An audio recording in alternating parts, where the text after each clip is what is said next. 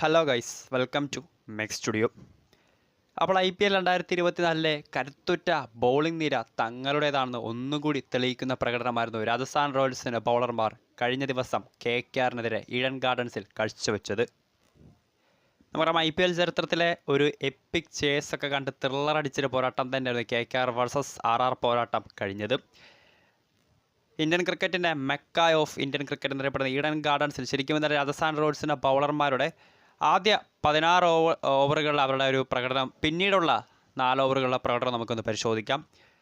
ഇന്നലെ 224 എന്നൊരു വമ്പൻ ടോട്ടൽ തന്നെയാണ് രാജസ്ഥാൻ റോയൽസിൻ്റെ മുൻപിലേക്ക് സുനിൽ നരേൻ്റെ ആ ഒരു സെഞ്ചുറിയുടെ മികവിൽ കൊൽക്കത്ത നൈറ്റ് റൈഡേഴ്സ് പടുത്തുയർത്തിയത്.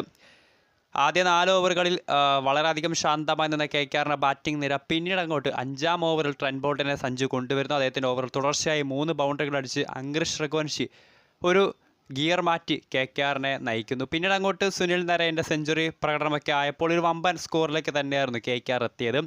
അതേ നാണയത്തിൽ തന്നെ ജോസ് ബട്ട്ലറുടെ ഒരു എപ്പിക് സെഞ്ചുറിയുടെ കരുത്തിൽ രാജസ്ഥാൻ റോയൽസ് അവസാന പന്തിൽ 2 വിക്കറ്റിന് KKRനെ പരാജയപ്പെടുത്തിയിട്ടുമുണ്ടായിരുന്നു.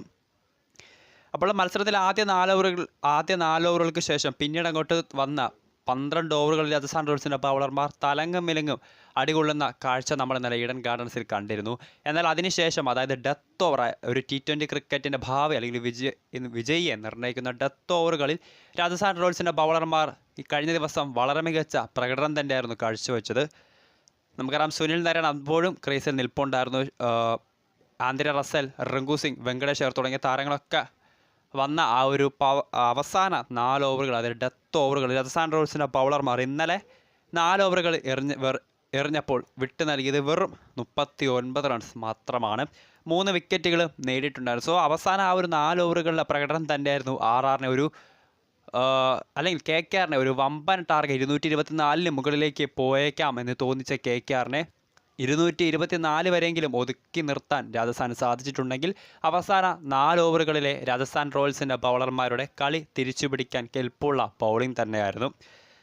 നമുക്കറിയാം, ഈ ഒരു IPL 2024 ഒരു വളരെ മികച്ച അല്ലെങ്കിൽ വളരെ കൺസിസ്റ്റൻസി ആയിട്ട് എക്കോണമി മെയിൻറ്റെയിൻ ചെയ്ത് പോകുന്ന ടീമും രാജസ്ഥാൻ റോയൽസിൻ്റെ പവർ പ്ലേയിലാവട്ടെ അവരുടെ എക്കോണമി റേറ്റ് 7-ൽ താഴെ മാത്രമാണ്.